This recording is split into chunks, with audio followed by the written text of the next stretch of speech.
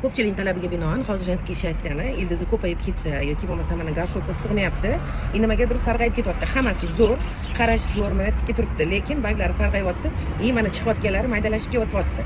Nimadan deb o'ylaymiz? Mana qaranglar, mana bu garshogimizga уже kichkinalik qilyapti. Mana ko'ryapsizlar, ildizlari hammasi zo'r, mana chirimagan, hech narsa qilmagan, gul tikka turibdi, lekin mana bular hammasi mayda sarg'ayib ketyapti. Bu уже garshogimiz bunga kichkina, o'shani hisobiga olamiz, sekingina.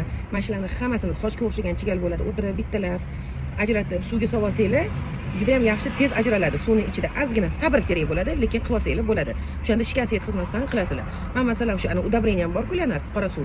Ana o'shanga solib to'g'ri ichida ajratib oldim. Mana shuni. Chunki mana qaranglar, уже bular daraxtga o'xshab stvollari ko'paygan, уже ikkiga bo'lsa bo'ladi. Mana ham mana shunaqa bitta gulim sarg'ayotdi. O'shani hisobiga mana to'g'ri ichaga solib ajratib oldim. Mana qora suvimda mana ajratib oldim. Ildizlarini qaranglar, vasha zo'r. Mana shunaqa sochida chiqadi. Bular bir-biriga chambarchas bog'lanadi. Mana qora suvimda birato'la ham udabrit bo'ldi, ham mana shunda ajratib oldim. Qurib ham qolmaydi, xudo xolasa.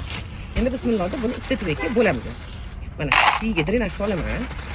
Drenaj bizga обязательно kerak, чтобы tuproq buni yopishib qolmasdan, buni ichida kislorod havo aylanishi kerak, mana teshiklik bo'lishi kerak, обязательно anaqalarimiz.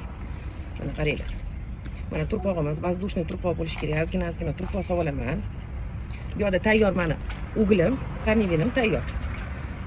Bismillahirrohmanirrohim deb buni ildizlarini ehtiyotlab, mana bunaqa qilib solishimiz kerak. Mana burab turib, mana qaranglar. Tikka qilib sovorsa sinadi ildiz. O'shanga mana qaranglar. Hozir ko'rsataman. Yaxshilab ugil seforamiz orasiga yaxshilab ugilan sepib, bu bizga nimaga kerak? Har doim aytib o'tganimdek, ildizni chirishini oldini olishga aytadi-ku, ana kasallik oldini olgan yaxshi qilib bo'lgandan keyin degandan ko'ra. O'zi anaqamizning gruntimizning ichiga ham drevesniy ugil aralashgan. Yana ugil ziyoni yo'q. Karnivinni yaxshilab sepib olamiz.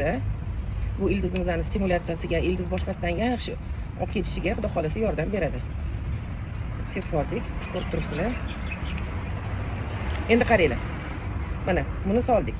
Mana bundoq tiqib qo'yish kerak emas-da, sekin, aldab, bundoq aylantirib, mana aylantirib solsanglar zo'r tushadi. Mana tushdi. Endi buni turpoq bilan bismillah to'ldiramiz. O'zi keyin yana chimbarchasi bo'lib yopishib oladi, xudo xolasa. Buni yaxshilab ekib bo'lganimdan keyin sirkon sepib qo'yaman ustidan.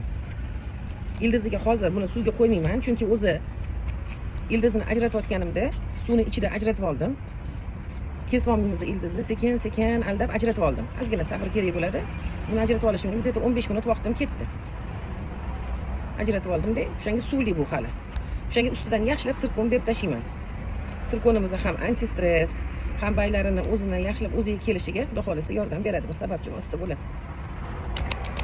Mana shunaqa qilib ekib olamiz. Ham o'rtasidan bossanglar, chetidan emas. O'shanda trambirovkasi yaxshi bo'ladi, ildizlariga shikast yetmay, g'it-g'it qilib simib ketmaydi. Turpog'imiz har doim воздушный bo'lishi kerak. Diagomizga ekib qo'ymanglar, chiritib qo'yadi. Mana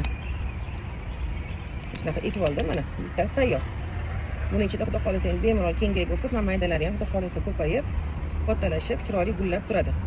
Mana agar foydasi teggan bo'lsa, like bosib, tanishinglarga, kerakli tanishinglarga yuborib qo'yinglar. Ularga ham foydasi tegsin. Kommentariylarda bilalashib maslahatlashamiz. Rahmat. Endi men ikkinchisini ekaman.